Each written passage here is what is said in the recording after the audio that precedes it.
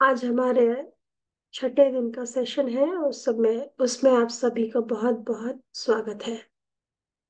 कल तक हमने स्वयं के बारे में जाना था। मैं आत्मा ज्योति बिंदु स्वरूप हूँ। इस देह की मालिक हूँ। मन बुद्धि संस्कार की मालिक हूँ। सतोगुणी हूँ। अष्ट शक्तिधारी हूँ। 84 जन्म लेने वाली मैं आत्मा हूँ। दूसरे दिन में हमने जाना था कि परमात्मा कौन और मेरा पिता, उसके साथ मेरा संबंध क्या, वो कहाँ का रहने वाला है, क्या कर्म है, क्या नाम है। तीसरे दिन हमने जाना बहुत ज्यादा मिथ था हमारे बीच में कि शिव और शंकर एक ही है। तो उनके अंतर में उनके डिफरेंसेस क्या है वो भी जानने की कोशिश की। समझा हमने कि शिव और शंकर एक नहीं लेकिन अलग है।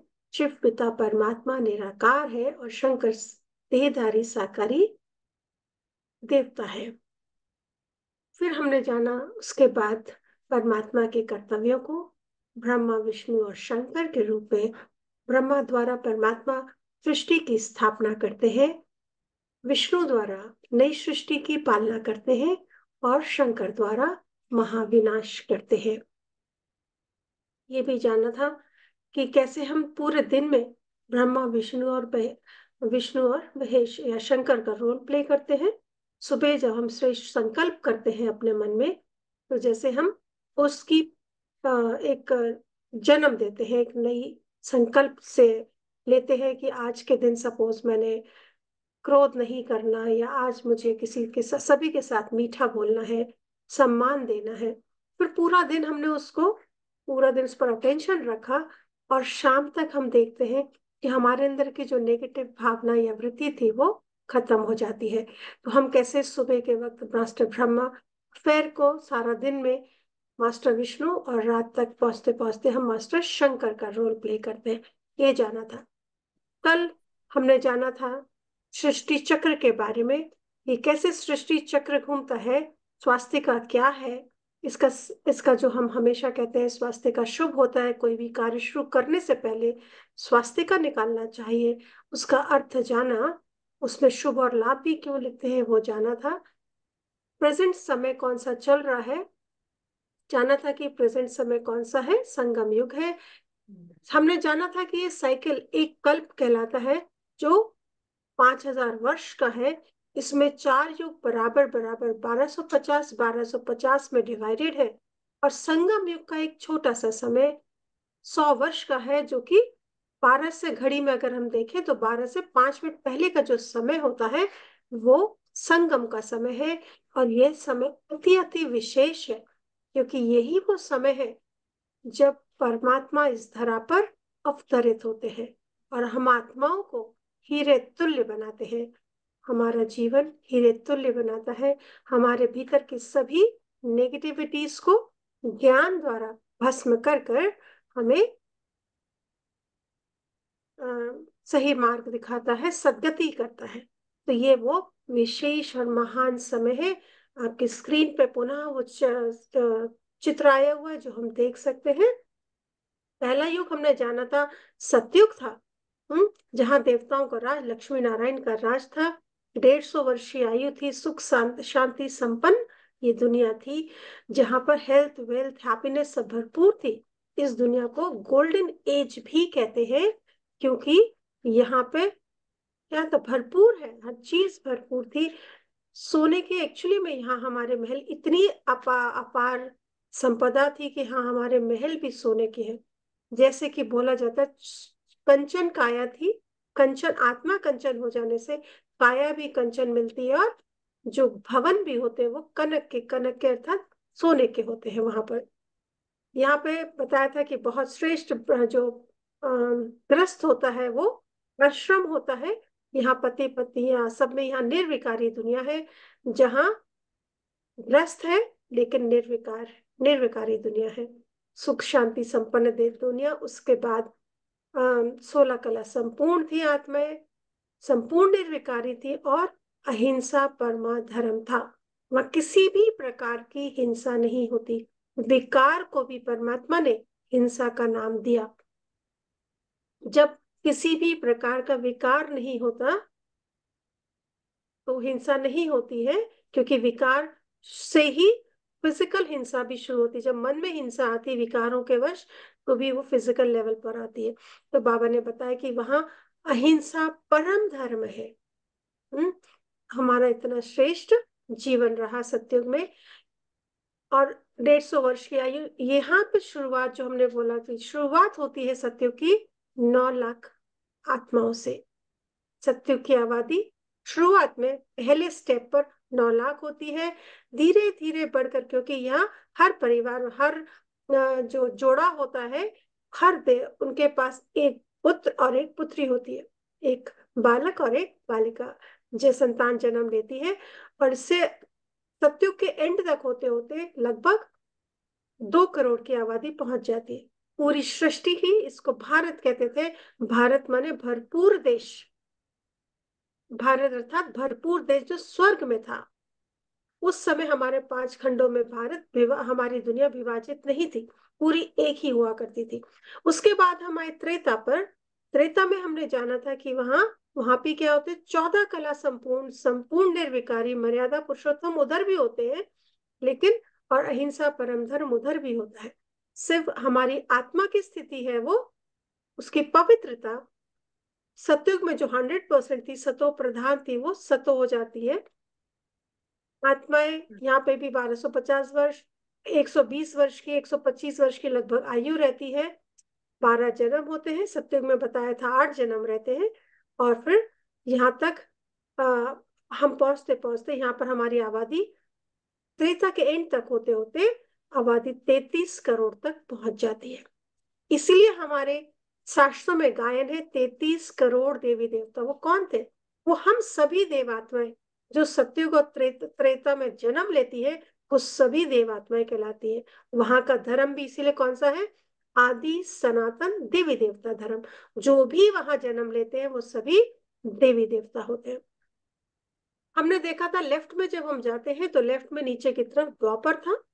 द्वापर में जाना था कि वहां प्योरिटी 50% रह जाती है, तो आयु भी क्या हो जाएगी, 60 वर्ष एवरेज हो जाती है। वहां रजो स्थिति हो जाती है आत्मा की, और वहां विकार शुरू हो जाते हैं। कलाएं 8 हो जाती है, और मन क्या हो जाता, विकारों में जाना शुरू हो जाता है, अर्थात भक्ति मार्ग शुरू होता है। तो पहले पहले राजा विक्रमादित्य ने सोमनाथ का टेम्पल बनाया और शिव मूर्ति की स्थापना करी, शिवलिंग की स्थापना करी। क्योंकि हमारे को आज हम शिव को ही याद करते रहे संगम पर, तो वही स्मृति थी। उसी स्मृति के आधार पर उन्होंने, क्योंकि ज्योति की पूजा नहीं हो सकती, तो उन्होंने एक लिंग का बनाया और शिवलिंग की स्थापना करी सोमनाथ के मंदिर में। शुरू में सिर्फ एक ही भक्ति थी, जिसको हम सतो प्रधान भक्ति कहते थे, क्योंकि सिर्फ एक शिव की ही भक्ति होती थी। लेटर ऑन धीरे धीरे धीरे जैसे हमारे अंदर विकार बढ़ते चले गए, मन भटकता गया, मन में थोड़ा दुखी परेशान रहता गया, तो फिर हमने कृष्ण की पूजा करी, और कृष्ण के बाद हमने लक्ष्मी नारायण की पूजा आरंभ करी। भक्ति काल शुरू हुआ। विभिन्न धर्मों की स्थापना भी इसी समय हुई थी।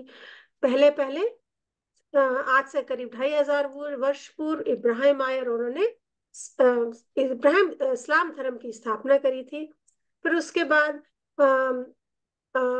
बुद्ध आए, आज से 2200 वर्ष पूर्व बुद्ध आए, उन्होंने बुद्धिस्ट धर्म की स्थापना करी। उसके बाद 2000 वर्ष पूर्व क्राइस्ट आए, उन्होंने क्रिश्चियनिटी की स्थापना करी। और उसके बाद मुस्लिम धर्म आज से करीब 1400 वर्ष पूर्व था, 1500 वर्ष पूर्व संन्यास धर्म, और आज से 500 वर्ष पूर्व सिख धर्म आया। तो इस तरह से हमारे विभिन्न धर्मों की और विभिन्न शास्त्रों की स्थापना, जो भक्ति में हम आज पढ़ रहे हैं, वो सारे शास्त्रों की स्थापना भी, या वो उनका रचना भी द्वापर में ही हुई। तो भक्ति द्वापर से शुरू हुई। भक्ति में इस द्वापर युग में कृष्ण का जन्म नहीं हुआ। हमने जाना था सतयुग में कृष्ण का जन्म, कृष्ण सतयुग का प्रिंस है, द्वापर का नहीं है। द्वापर में तो हम बहुत विकारी हो जाते हैं। द्वापर के ऊपर हम जब जाते हैं तो कलयुग आता है। कलयुग में क्या हो जाएगा, तमो प्रधान स्थिति हो जाती है आत्मा की, कलाएं खत्म हो जाती है, माने शक्तियां हमारी, गुण और शक्तियां जैसे कि हमारी मर्ज हो जाती है, खत्म हो जाती है। संपूर्ण विकारी हो जाते हैं और हिंसा हमारा धर्म बन जाता है। हम्म काम, क्रोध, लोभ, मोह, ईर्ष्या, ये सब क्या हिंसा ही है। फिजिकल लेवल पर भी हम देख रहे हैं रेप केसेस, दुनिया में आज जो भी कुछ आप देख रहे हैं, तरह तरह के हिंसा आरंभ हो गई। इसी समय हमारी भक्ति आगे बढ़ती है और भक्ति भी अपना तमो प्रधान रूप ले लेती है। व्यभिचारी भक्ति शुरू होती है सबसे पहले यहाँ पे सीताराम, फिर गणेश, हनुमान, दुर्गा माँ, और फिर प्राकृतिक तत्वों की, अग्नि की, जल, वायु, वृक्ष, जानवर, सभी की पूजा आरंभ हो जाती है। हम इतना भटक जाते हैं, इतना भटक जाते हैं, और अंत में आज हमारी स्थिति ऐसी है कि जगह जगह क्या हो रहे हैं, शांति सम्मेलन होने लगे हैं। मनुष्य की हालत ऐसे है जैसे कि वो कांटों की शैया पर पड़ा हुआ है, त्राही त्राही कर रहा है। जितना ही हम शांति की बात करते जाते हैं, उतनी ही इस दुनिया में दुख और अशांति बढ़ता चला जा रहा है। ऐसे समय पर परमात्मा अवतरित होते हैं और हम बच्चों को दुख से सुख की दुनिया में ले जाने के लिए ज्ञान देते हैं। आत्मा, पतित आत्मा को पावन बनाने का सत्य ज्ञान देते हैं। विश्व में आकर सुख शांति की स्थापना करते हैं। ये वो फिर संगम युग आता है जो 100 वर्ष का था, जहाँ पे हम श्रेष्ठ कर्म अभी प्राप्त करते हैं परमात्मा के साथ द्वारा, और उसका सुख हम सत्युग में प्राप्त करते हैं। ये सारा कुछ हमने कल जान लिया था। आज हम थोड़ा और आगे बढ़ते हैं, थोड़ा और बेहतर तरह से इसको समझने की कोशिश करते हैं। तो दुनिया में, गीता में भी कल्प वृक्ष की बात की गई है। कहते हैं कल्प वृक्ष के नीचे बैठने से सभी जो मनोकामनाएं होती है पूर्ण हो जाती है। कल्प वृक्ष के नीचे क्या है? कल्प वृक्ष की छाया, क्या बोलेंगे, क्या है वो कल्प वृक्ष? यही सृष्टि का, जो हमने अभी साइकिल देखा, इसको ही अगर हम वृक्ष के रूप में देखें, कल्प वृक्ष, तो वृक्ष कैसा होता है? जड़ें होती है और ऊपर विस्तार होता है ना। लेकिन ये कल्प वृक्ष उल्टा है। इसमें जड़ें ऊपर है, बीज ऊपर है और वृक्ष नीचे है। आप देखते हैं हमारा बीज कौन है? मनुष्य सृष्टि का बीज कौन है? कोई जवाब देगा? मंजू, कौन है? शिव बाबा। शिव, शिव बाबा। तो वृक्ष कैसे होना चाहिए? जब बीज ऊपर है तो जड़ें भी ऊपर ही होनी चाहिए। और सृष्टि कहाँ है? नीचे है। जो हमने 3 वर्ल्ड के जब जाना था, तो सबसे ऊपर परम था, फिर सूक्ष्म वतन और फिर हमारी साकारी सृष्टि थी। तो ये उल्टा झाड़ होता है। इस झाड़ के नीचे कौन बैठा है? कौन बैठते हैं झाड़ के नीचे, अर्थात जड़ों में? हम आत्माएं परमात्मा के साथ बैठे, हमें इस समय परमात्मा से सत्य ज्ञान मिल रहा और हमारी सारी मनोकामनाएं पूर्ण होती है। आप देख रहे हैं कल्प वृक्ष की जड़ों में कौन बैठे हैं? हम ब्राह्मण बच्चे, जो परमात्मा से ज्ञान प्राप्त करें, और हमें सुख शांति, हमारी सारी सारी कामनाएं पूर्ण हो जाती है बाबा से। परमात्मा से सत्य ज्ञान प्राप्त होने के साथ ही हमारी सारी कामनाएं, मेन कामना हम सभी की क्या थी? सुख और शांति। हम्म हम सब भरपूर हो जाते हैं, हमारी सारी इच्छा ही पूर्ण हो जाती है, और इतनी पूर्ण होती है कि हम इच्छा मात्रम अविद्या बन जाते हैं। माने कि जैसे कि हमें इच्छा का अर्थ ही नहीं पता, इतनी हमारी इच्छाएं खत्म हो जाती है, खत्म हो जाती है, अर्थात हम भर जाते हैं परमात्मा के ज्ञान से, उसके प्रेम से, सुख शांति से, कि हमारी जो इस दुनिया की इच्छाएं रहती है वो पूर्ण हो जाती, क्योंकि हर इच्छा शांति और सुख का अनुभव करना चाहती थी इस दुनिया में भी। लेकिन वो दुनिया की विनाशी चीजों के साथ संभव ही नहीं था। हम हर समय अपनी खुशी के लिए किसी विनाशी चीज को लेकर आते हैं, कभी शॉपिंग पर जाते हैं तो कभी कुछ चीजें मांगते रहते हैं या खरीदते रहते हैं, वो सब विनाशी, और वो विनाश होने के साथ दुख देकर जाती थी। परमात्मा आकर हमें जो अविनाशी ज्ञान रत्न देते हैं, इन ज्ञान रत्नों को जैसे जैसे हमारे जीवन में हम भरते जाते हैं, वैसे वैसे हमारे जीवन से दुख, अशांति और इच्छाएं दूर होती जाती है। तो देखते हैं जड़ों में कौन है? परमात्मा हमारा बीज है, जड़ों में हम बच्चे बैठे हुए हैं, ब्राह्मण बच्चे। परमात्मा ज्ञान का सागर, ज्ञान सूर्य, हम आत्माओं को अपने ज्ञान से, अपनी शक्तियों से, अपने गुणों से भरपूर करता है। जड़ सारा एब्जॉर्ब कर लेती है, माने हम बच्चे परमात्मा के सभी गुण, ज्ञान, गुण, शक्तियों को एब्जॉर्ब कर लेते हैं अपने में। और फिर जड़ क्या करती है? पूरे वृक्ष को सप्लाई करती है ना।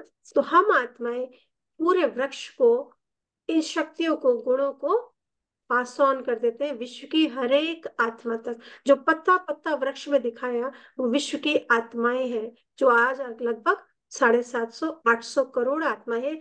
उन सभी आत्माओं तक ये वृक्ष का जो हमें बाबा से गुण शक्ति, ज्ञान गुण शक्तियां प्राप्त होती है, वो विश्व की एक एक आत्मा तक पहुंच जाती है।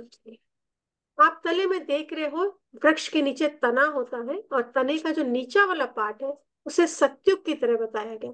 सत्युग और त्रेता को तने में रखा गया, क्यों? क्योंकि यहाँ पर एक ही धर्म है, आदि सनातन देवी देवता धर्म। यह मतभेद नहीं है ना। एक धर्म, एक भाषा, एक सब कुछ एक है, संस्कार सब कुछ हमारे एक है। तो इसलिए इनको तने में बताया, क्योंकि यहाँ पे डिफरेंस ऑफ ओपिनियन, डिफरेंसेस है ही नहीं। जैसा राजा वैसी ही प्रजा है, सब एकता है यहाँ पर। एकता है, एक मत है। सबसे नीचे सत्युग को दिखाया, क्योंकि हम जैसे ही जाते हैं तो सीधे सत्युग में पहुंचते हैं। तो वहां लक्ष्मी नारायण का राज आप देख सकते हैं, सुनहरी सुख की दुनिया, गोल्डन एज। उसके ऊपर त्रेता युग, जहाँ पे सीताराम का राज रहा, 12 जन्म रहे। यहाँ पे कलाएं, 14 कलाएं हो गई। और यहाँ पर भी हम एक ही थे, सब एक थे, एक ही आदि सनातन देवी देवता धर्म। इस आदि सनातन देवी देवता धर्म से अन्य धर्मों की स्थापना होती है। समझ आई बात? आदि सनातन देवी देवता धर्म से ही विश्व की अन्य धर्मों की स्थापना होती है। देख रहे वृक्ष ऊपर जाके 3-4 भुजा उसमें ब्रांचेस में निकल आती है। दूसरे दूसरे धर्म जैसे बौद्ध, इस्लाम, बौद्ध, क्रिश्चियनिटी, मुस्लिम है, सिख है ना, कौन सा धर्म था, संन्यास धर्म, आदि आदि धर्मों की स्थापना यहाँ से। आपने देखा होगा, चाहे वो इब्राहिम थे, चाहे बुद्ध थे या क्राइस्ट, सबके जो माता पिता थे वो कहाँ से निकले थे? शुरू शुरू में तो सिर्फ आदि सनातन देवी देवता धर्म ही थे, तो जरूर इनके माँ बाप भी क्या होंगे? देवकुल की आत्मा ही थे। हम्म। और फिर इनसे इन्होंने, इनके जो बच्चे बुद्धा आए, क्राइस्ट आए, इनके द्वारा फिर उनके धर्म की स्थापना हुई। तो इन धर्मों को आना क्यों पड़ा? क्योंकि जैसे हमने जाना कि द्वापर में आकर हमारे अंदर विकार आने लगे। सृष्टि में क्या हुआ? अहिंसा होने लगी, सॉरी, हिंसा बढ़ गई, प्रेम खत्म होता चला गया। हम्म। आपसी जो रिस्पेक्ट था, सभ्यता थी, वो हमारी बहुत टूटने लगी। तो हर धर्म ने आके किसी एक विशेष बात के ऊपर मैसेज दिया। जैसे इस्लाम ने स्त्रियों के प्रति सम्मान दिखाया कि उनके प्रति बहुत सम्मान होना चाहिए। उनकी भाषा में बहुत मर्यादा होती है, रिस्पेक्टफुल लैंग्वेज होती है, सबके प्रति सम्मान का भाव। उन्होंने बोला कि हर आत्मा के प्रति सम्मान की दृष्टि हो। जब बुद्ध आए तो उन्होंने अहिंसा क्यों उठाया, और उन्होंने भी निराकार के ही बारे में बताया। उसके बाद जब क्राइस्ट आए तो उन्होंने बेसिकली किसकी बात करी? प्रेम की। परमात्मा, उन्होंने परमात्मा के लिए भी कहा परमात्मा लाइट है। सभी ने, जैसे हमें जाना था, हर किसी ने बोला पर खुदा नूर है, गॉड इज लाइट, परमात्मा एक सत्य है। सत्य परमात्मा को बोला, परमात्मा प्रेम है। उन्होंने ये ज्ञान हमें दिया क्योंकि उस वक्त तक हमारे मन में प्रेम खत्म हो चुका था, एक दूसरे के प्रति नफरत, ईर्ष्या आ गई थी। तो विभिन्न जो धर्म स्थापक आते गए, विभिन्न हमारे धर्म को, सॉरी, हमारी सृष्टि को साधने के लिए, संभालने के लिए आए। लेकिन कलयुग के अंत होते होते जब उनसे भी नहीं संभला तो स्वयं परमात्मा को धरा पर आना पड़ा, और हम मानव को उस दुख अशांति की दुनिया से मुक्त करने के लिए परमात्मा को ही क्यों आना पड़ता? कैसे माने कि परमात्मा ही आया है? सृष्टि में जो भी स्टैच्यूज आप देखते हैं, है ना, उनकी ही बनाई जाती है, जो इस सृष्टि पर आए हैं और कुछ कर्म करके गए, उनकी बनाते हैं ना मूर्तियां। उन्हीं की बनाई जाती, किसी और की तो नहीं बनाई जाती। जो आया ही नहीं उसकी तो मूर्ति नहीं बनाई जाती। शिव की मूर्ति बनाई जाती है, और हम सब उनको इतना पूजते हैं, इतना याद करते हैं, इतनी स्तुति करते हैं, तो जरूर वो कभी धरा पर आए थे। हम्म? यही एक सबसे बड़ी बात है कि हम हर वक्त उन्हें बुलाते हैं। जब हम भगवान को बुलाते हैं तो हम सिर्फ भगवान कहते हैं, प्रभु तू कहाँ है, राम कहाँ है, कृष्ण कहाँ है, क्राइस्ट कहाँ है, नहीं बोलते। बोलते हैं, हम सिर्फ भगवान को ही बुलाते हैं। तो परमात्मा, जब हमारी सृष्टि की हालत काम क्रोध लोभ में पूरी तरह से ग्रस्त हो जाती है, जल रही होती है सृष्टि, तो इस सृष्टि को ज्ञान का श्वास देकर परमात्मा, ज्ञान का ऑक्सीजन देकर परमात्मा हमें उबार लेते हैं। दुनिया ने कहा कलयुग को अभी लाखों वर्ष पड़े हैं पूरा होने में। क्या आपको ऐसा लगता है कि कलयुग को अभी लाखों वर्ष है पूरा होने में, हजारों वर्ष पड़े हैं? दुनिया बोलती 40,000 वर्ष पड़े। दुनिया की हालत देख के लगता है? दुनिया में तो अब हम देख रहे हैं कि जल, पानी, जल, अन्न सब कुछ खत्म हो रहा है। वायु ही, शुद्ध वायु ही नहीं रही। जब वाइटल जो जो चीज हमारे को जीवन देती है वो ही खत्म हो जाएंगी, तो क्या जीवन इस दुनिया में संभव होगा? कलयुग चल सकता है? नहीं चल सकता है। तो सृष्टि अभी खत्म होने के मतलब परिवर्तन कगार पर है। कलयुग अंत पर है ना? अब आखिर के थोड़े दिन ही बाकी हैं कलयुग को पूर्ण होने में। हम्म इस समय परमात्मा आकर ब्रह्मा कुमारियों द्वारा, है ना, हम आत्माओं को, जो हम गहरी अज्ञानता की गहरी नींद में सोए हुए थे, हम अपने ही अहंकार में बैठे हुए थे, अपने देह के अहंकार में, मैं मानव अपने आप को बहुत शक्तिशाली समझ के बैठे हुए थे ना। जैसे रावण था, वो उसे एक विमान था कि मैं बहुत कुछ, लेकिन वो भी अज्ञानता थी। भगवान के सामने तो वो कुछ भी नहीं था, सत्य के सामने तो वो असत्य था। हम सब ने अपने विनाशी शरीर को ही सब कुछ समझ लिया था, विनाशी चीजों के साधनों के इतना इकट्ठा करने में लग गए थे, लग रहा था हमारा जिसके पास ये जाता वही बड़ा है। परमात्मा ने आके बताया कि ये सब तो क्या है, विनाशी है, एक सेकंड में खत्म हो जाएगा। सत्य तो एक आत्मा ही है, और वही, और उसका जो ज्ञान है वो ही सबसे ज्यादा मूल्यवान है। जो आत्मा परमात्मा के ज्ञान से भरपूर है, उसकी शक्तियों से भरपूर है, वही मूल्यवान है। तो परमात्मा के इस, हमें सोई हुई निद्रा से परमात्मा ने आके हमें इस ज्ञान द्वारा जागृत करा, और हम आत्मा इसको अपने जीवन में धारण कर रही है। हम्म, अभी तक हमने जो कुछ सुना उससे हमारे जीवन में कितना परिवर्तन आया, ये बात कहाँ तक सच लगती है और कितना परिवर्तन आया? शेयर करें जो नए बच्चे, प्लीज।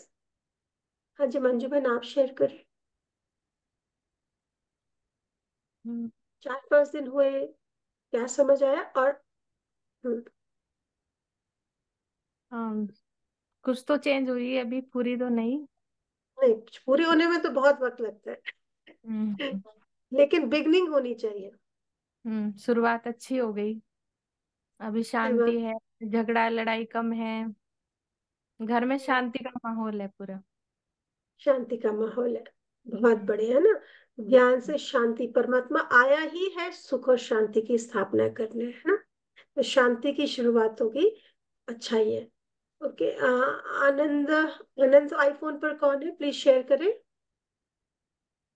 सुधीर भाई, जब तक आप शेयर कर रहे हैं आपने अगर, हाँ जी ओम आनंद। शांति। ओम ओम शांति शांति। दीदी। दीदी मैं हाँ सोनिया जी। बोल रही हूँ, मेरी तबीयत ज्यादा खराब है तो इसलिए ओ मैं अच्छा, आप बोल। सोने बोले, ओके, फाइन, ओके। ठीक है।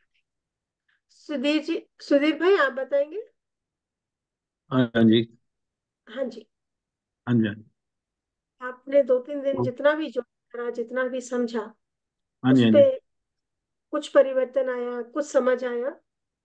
हाँ, परिवर्तन तो मैं अभी कई महीनों से ही थोड़ा टच में हूँ। जून में मैं गया था माउंट आबू। हमारे हम्म, किसानों का कोई सम्मेलन था वहाँ। ओके। एक हफ्ता लगा के आया था। हम्म, बहुत अच्छा लगा। थोड़ा कई दिनों से कर ही रहा हूँ, थोड़ा थोड़ा सीख रहे हैं। थोड़ा थोड़ा सीख रहे हैं, समझ आ रहा है, हाँ जी। हाँ ज्ञान जी, बहुत समझ आ रहा है, बहुत बिल्कुल अच्छे से, बिल्कुल। बहुत अच्छा। हाँ, इसमें आप जीवन अच्छे में से क्या समझा रही परिवर्तन? हैं। बहुत बहुत अच्छे से समझाया आपने। Thank you. हाँ जी। ओके, तो हम आगे बढ़ते हैं। भी हम 1 मिनट इसको अनुभव करके देखते हैं, जो अभी हमने सुना उसको अपने आप में सुनते हैं, फिर हम आगे बढ़ेंगे। 2 मिनट बैठे शांति से, स्वयं को विचार दे, मैं एक शुद्ध पवित्र आत्मा हूँ। अपने देह के प्रकृति के बीच में उस चमकती हुई चैतन्य शक्ति को अनुभव करें। यही मेरा सत्य है। मैं एक ज्योति बिंदु आत्मा हूँ। अपने सत्य को स्वीकार करें, अनुभव करें। मैं एक ज्योति बिंदु आत्मा हूँ। शांत हो, शक्तिशाली हो, पवित्र हो,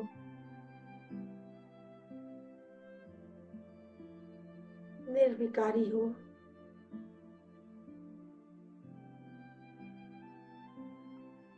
मैं अपने मन की मालिक, इस देह की मालिक हूँ। ये मन मेरे कंट्रोल में रहता है। मैं आत्मा जो संकल्प करना चाहूं कर सकती हूँ। मेरे संकल्प मेरे कंट्रोल में है। कोई व्यर्थ नहीं, कोई नेगेटिव नहीं। मैं शक्तिशाली समर्थ आत्मा हूँ, पॉजिटिव हूँ। मैं इन आंखों द्वारा सभी के सत्य स्वरूप को ही देखती हूँ, अर्थात आत्मा रूप में ही सभी को देखती हूँ। अपने सामने अपने परिवारजनों को लाए और सिर्फ उनकी चमकती हुई ज्योति को ही देखे। कोई नाम नहीं, कोई रिश्ता नहीं, सिर्फ ज्योति बिंदु आत्मा। उस चमकती हुई ज्योति को ही देखे।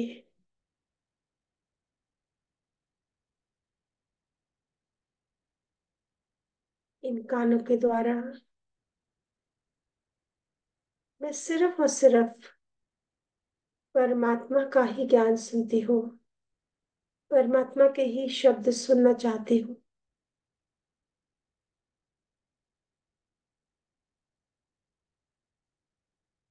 इस मुख द्वारा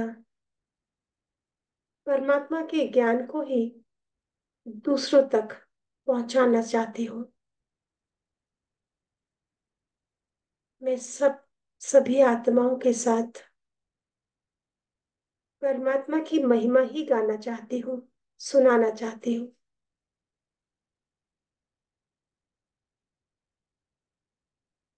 मैं आत्मा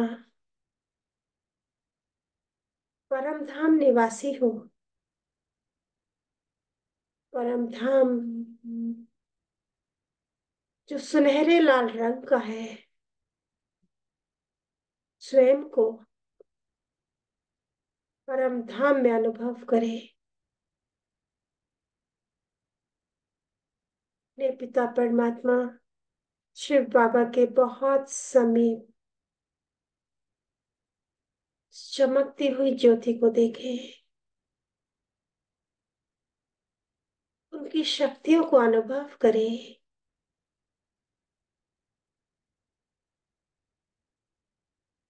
परमात्मा से आती हुई शक्तियों को, शांति को, पवित्रता को स्वयं में एब्सॉर्ब करे।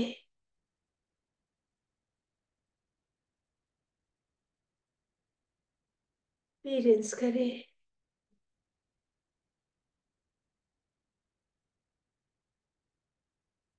उस शक्ति को अपने देह में एक्सपीरियंस करे।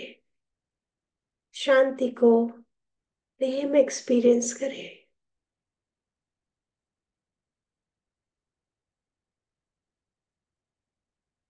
मैं आत्मा परमात्म शक्तियों से स्वयं को भरता हुआ अनुभव कर रही हूँ।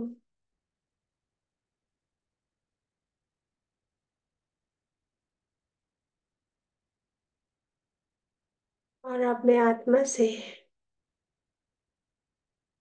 परमात्म स्नेह, शांति और शक्तियां रेडिएट हो रही है। शांति और शक्ति के वाइब्रेशंस मुझे आत्मा से निकल पूरे वायुमंडल में फैल रही है।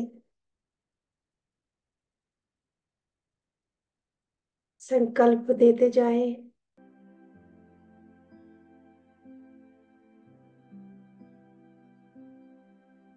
शांति और शक्ति के वाइब्रेशंस मुझ आत्मा से सारी सृष्टि में फैल रहे हैं। पूरा वायुमंडल परिवर्तन हो रहा है।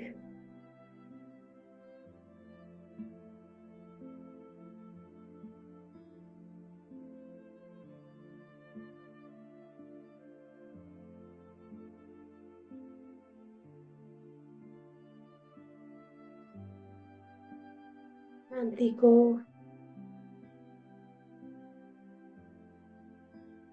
अपने देह में अनुभव करें। कर्मेंद्रियां शीतल शांत हो गई, स्थिर हो गए।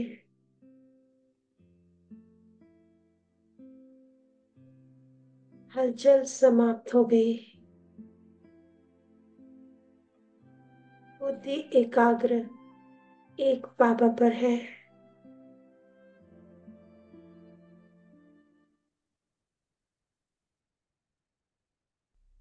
मन शक्तिशाली अनुभव कर रहा है। व्यर्थ और नेगेटिव से मुक्त समर्थ चिंतन है। मैं शुद्ध पवित्र आत्मा परमात्मा की संतान हूँ।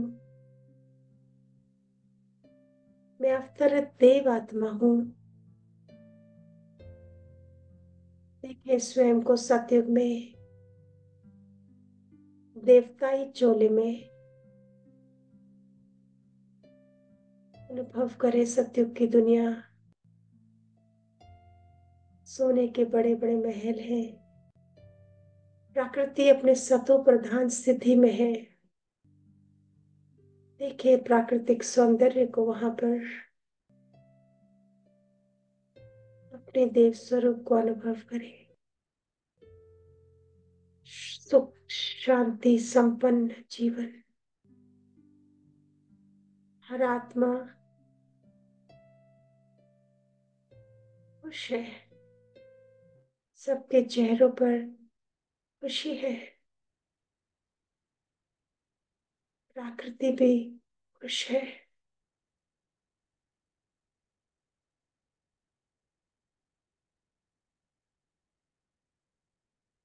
संतुष्ट है। प्रेममयी है। पवित्र है।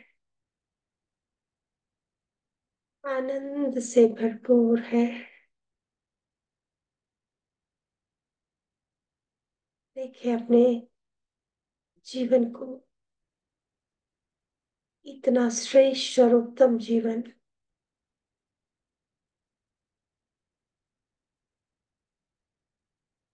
और आत्मा बेफिक्र निश्चिंत।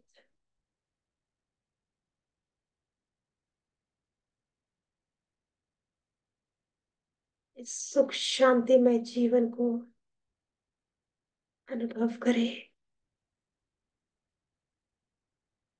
स्वीकार करें यही आपके आने वाली दुनिया है और यही आपका नया जन्म आने वाला जन्म है। इतना श्रेष्ठ, इतना विशेष, इतना महान।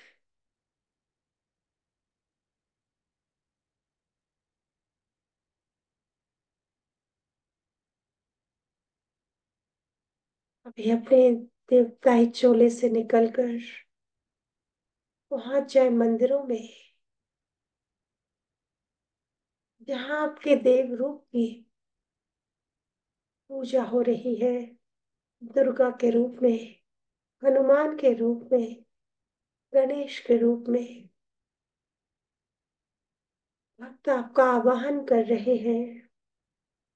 आपके जयकारे लगा रहे हैं। कीर्तन कर रहे हैं। देखिए स्वयं को दुर्गा के चोले में चमकती हुई ज्योति में आत्मा और उस दुर्गा की मूर्ति से पावरफुल वाइब्रेशंस, शक्तियां भक्तों को प्राप्त हो रही हैं। आपके नैनों से, आपके हस्तों से उन्हें शक्तियां प्राप्त हो रही हैं। सभी भक्त निर्विघ्न हो रहे हैं। सबकी शुभकामनाएं पूर्ण हो रही हैं। सबके दुख दूर हो रहे हैं आपके श्रेष्ठ वाइब्रेशन से, आपकी दुआओं से। देखिए भक्त कैसे उमड़ उमड़ के आपके मंदिरों में आ रहे हैं, झोली फैलाए हैं, दुखी है, परेशान है। उनकी इच्छाएं पूर्ण करें, सुख शांति से भरपूर करें उन्हें। सुख शांति से भरपूर करें, महसूस करें आपसे सुख शांति के वाइब्रेशंस उन सभी भक्त आत्माओं को प्राप्त हो रही है।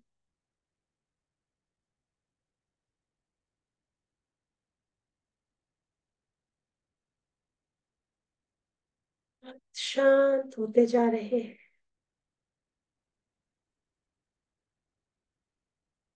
आपका धन्यवाद करते हुए,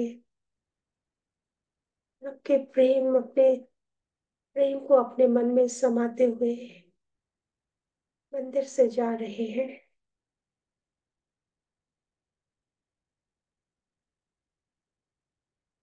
ये देखिए स्वयं को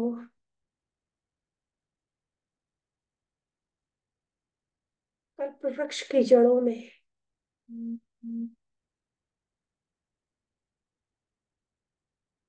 परमात्मा से श्रेष्ठ ज्ञान प्राप्त हो रहा है। उसकी शक्तियां, उसके गुण मुझे प्राप्त हो रहे हैं।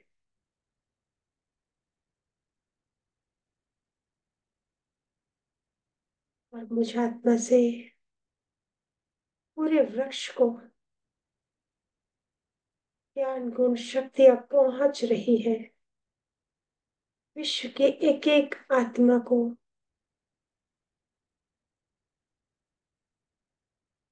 मुझ आत्मा से परमात्मा द्वारा मुझ आत्मा से विश्व की हर एक आत्मा को प्राप्त हो रही है सर्व शक्तियां और ज्ञान।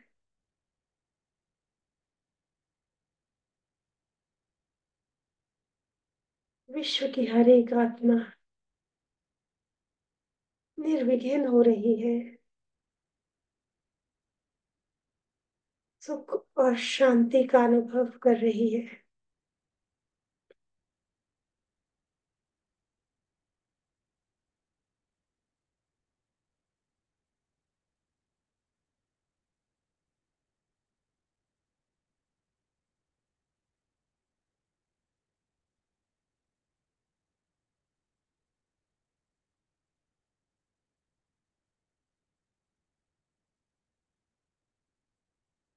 मैं ब्राह्मण आत्मा अपने संपूर्ण स्वरूप में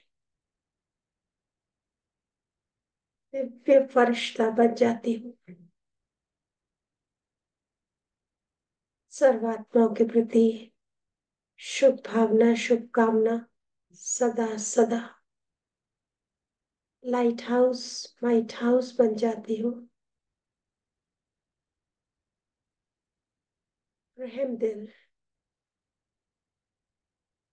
मर्सीफुल, विश्व की हर एक आत्मा के प्रति शुभ भावना, शुभकामना इमर्ज करे।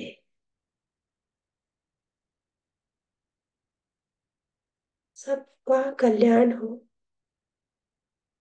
सब सुखी रहे।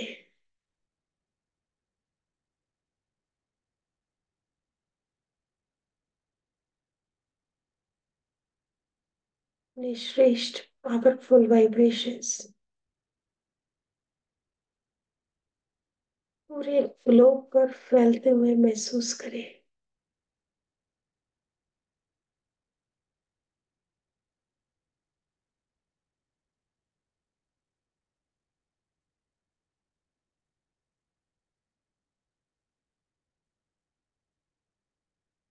विश्व की हर एक आत्मा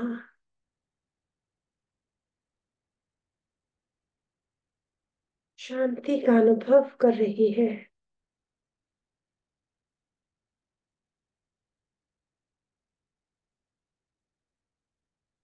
सभी आत्माओं पर रहम करें।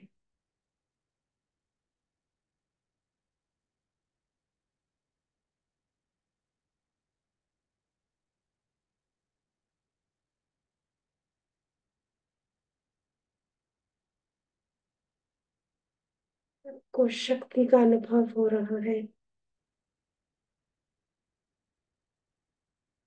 सभी आत्माएं समाधान स्वरूप बनती जा रही है। सॉल्यूशन ओरिएंटेड सभी समाधान स्वरूप होती जा रही है।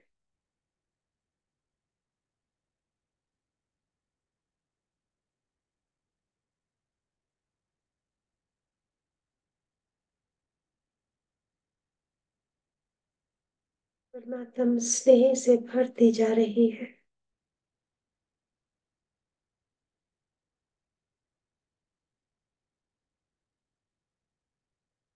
रिश्ता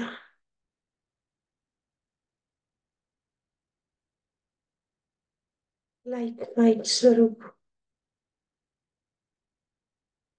स्वयं का स्वरूप लाइट का हो।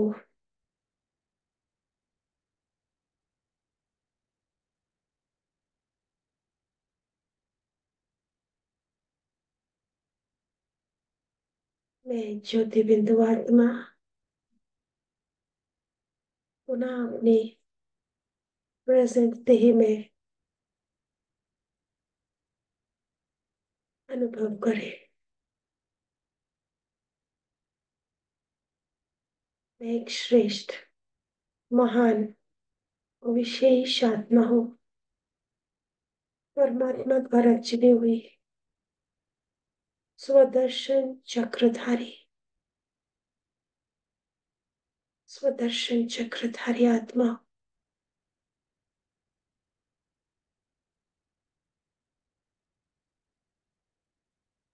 पुराने संस्कारों से स्वभाव से मैं मुक्त हूँ। अपने पुराने संस्कार जो दुख देते हैं उन्हें अपने जीवन से निकाल आपके आगे जलती हुई यज्ञ में यज्ञ की अग्नि में सुहा कर दे। अपने वो संस्कार जो दुख देते हैं उन्हें इस योग अग्नि में सुहा कर दे। चेक करें कौन सा है। क्रोध, लोभ, मोह, अहंकार, ईर्ष्या, द्वेष, व्यर्थ, नेगेटिव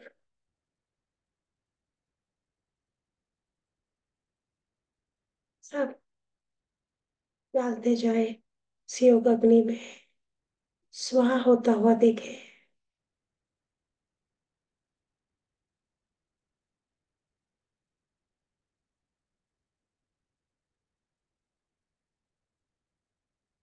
मैं मुक्त आत्मा हूँ। मैं सब बंधनों से मुक्त। मन के बंधन है बहुत, उनसे मुक्त हो। मुक्त हो जाए उनसे। पुराने बिलीफ सिस्टम्स, बहुत सारे बिलीफ्स हैं, पुरानी मान्यताएं आज उनको तोड़ देते हैं। सिर्फ और सिर्फ एक परमात्मा की मत पर ही चलना है, सुख शांति के रास्ते पर। मैं एक महान देव आत्मा हूँ, मैं दिव्य हूँ, स्वीकार करें। मैं महान देव आत्मा हूँ, मैं महान देव आत्मा हूँ। ईश्वरीय कुल की हूँ मैं महान हूँ, मैं देव आत्मा हूँ। मेरा आचरण, मेरा व्यवहार देवताओं जैसा ही होना चाहिए। मैं देव आत्मा हूँ, मैं देव आत्मा हूँ। स्वीकार करें। संस्कार परिवर्तन करें।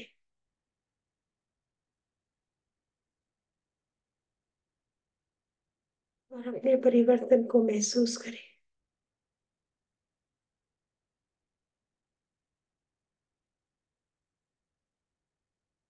ओम शांति।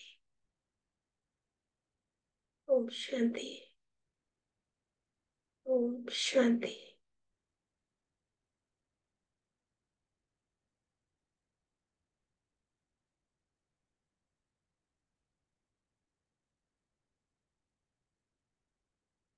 करा हम सभी ने, करा होगा। क्या समझा है इसमें? कैसा लगा? क्या अनुभव हुआ? बहुत अच्छा लगा अर्चना बहन, बहुत अच्छा लगा। Thank you so much. मेरा तो रिवाइज हो गया कितनी बारी, बहुत अच्छा लगता है। आपने बहुत अच्छा कराया course, thank you so much. Thank you जी। सुधीर भाई, मंजू बहन, आप लोग बताएं, बहुत बढ़िया। अनुभव हुआ? आप साइकिल में अनुभव कर पाए जैसा कराया गया? थोड़ा हाँ बहुत? जी, हाँ जी, हाँ जी, बहुत कुछ। बिल्कुल, आज तो बिल्कुल पूरा।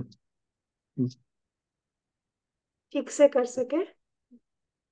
हम्म, बहुत अच्छा, बहुत अच्छा। मंजू बहन, आवाज अनम्यूट करें पहले, अपने आप को अनम्यूट करें मंजू बहन। अच्छा हाँ जी, हाँ बोल। दीदी, जैसे मैं खुद देवी महसूस किया मैंने अपने आप को। हाँ, जो महसूस किया उसमें ही रहना है। ठीक है ना? तो जो ठीक। क्रोध कंट्रोल नहीं करना पड़ेगा, हो जाएगा, क्योंकि देव आत्मा तो देखा ना अपना देवी स्वरूप कैसा है। हाँ दीदी जी। उसी देवी स्वरूप में ही रहना है। हम्म, निश्चय हुआ कि बाबा हमें देवता ही बनाने आया है। मैं ही वो देव आत्मा हूँ जिसकी हाँ आज तक दीदी। पूजा करती थी। वो मैं ही हूँ। महसूस हाँ हुआ? हाँ दीदी, बहुत बहुत अच्छे से महसूस हुआ, आपने बहुत अच्छे से समझाया सब कुछ। चलो, बहुत अच्छा हुआ। बहुत तो अच्छा हुआ। थैंक यू बहुत ज्यादा। ओके, ठीक है। तो कल का एक दिन और शेष है। कल हम शक्तियों को और थोड़ा ठीक से जानेंगे और समझेंगे अपने बारे में। इस यज्ञ में, ज्ञान में चलते हुए सिर्फ दो तीन चार हमारे पिलर्स बाबा ने हमें बहुत अच्छे बताए, जिस पर हमें आगे चलना है इस कोर्स के बाद। पहला पिलर परमात्मा ने कहा कि रोज परमात्मा को याद जरूर करना है ना। सुबह उठे, अमृत वेले में भगवान स्वयं धरा पर आया होता है। सुबह 4 बजे अलार्म लगाकर उठकर देखें, और इस एक्सपीरियंस को जो आपने अभी करा उसको ही अनुभव करिए। ठीक है? 4 बजे उठ सकते हैं? हाँ जी दीदी। जरूर। उस समय भगवान विशेष हमारे घरों में चक्कर लगाता है, विशेष वरदान भी देता है। फील करना, भगवान आया हुआ मेरे घर, बस इस संकल्प से उठ के बैठ जाना। आपको उसकी प्रेजेंस अनुभव होने लगेगी। हम्म जरूर उठे, 4 बजे उठिए, अलार्म लगा के उठिए। लगेगा भगवान स्वयं उठाने आया है। अलार्म से पहले ही नींद खुल जाएगी। हम्म और फिर शाम को भी जरूर बैठे, और दिन में कई बार ही उसकी याद में जरूर बैठे। हर कर्म उसके साथ करे, मिलकर करे। वो करण करावन हारे ना। अभी तक अकेले अपनी हिम्मत और मेहनत से करते, वो मत करो। चलो बाबा साथ में काम करते हैं। चलो बाबा साथ में काम। उससे बात करते रहो और काम करते रहो। आप देखो, काम में बड़ा ही मजा आता है, हल्के भी रहते हैं। ठीक है? हर काम में बाबा को बुलाना, क्या खाओगे, क्या बनाए, कैसे बनाए, बताते जाओ, मैं करती जाती हूँ। बहुत अच्छा, पूरा दिन उसके साथ चिट चैट करना, फिर आप शाम को शेयर करना कि आज सारा दिन बाबा से क्या बातें करी। तो सारा दिन हमें क्या ज्ञान योग रोज करना है, बाबा को याद जरूर करना है रोज, है ना, सुबह शाम जरूर, और पूरा दिन में कितनी बार। फिर उसके बाद ज्ञान रोज सुनना है।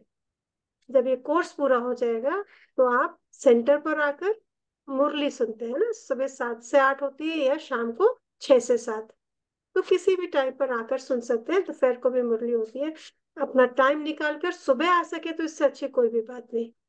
साथ साथ में अगर परेशानी है, बच्चे छोटे हैं, कोई बात है, तो शाम को आ जाओ या दोपहर को आ जाओ, लेकिन ज्ञान पान रोज करना है। ठीक ठीक है। है दीदी।